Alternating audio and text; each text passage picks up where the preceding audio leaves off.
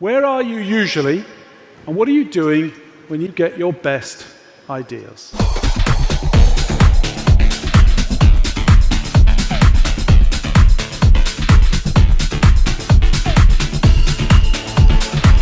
Who here would consider themselves to be a creative person? I would argue you are far more creative than you give yourselves credit for. I'd like to hear from the people who are throwing out the idea. What if we could actually participate, like instead of the actors? Why not switch out the actors? Why not become the actor yourself? And I'll finish on my favorite quote, and that is this. Whew. The opposite of bravery is not cowardice, it's conformity. Thank you very much indeed.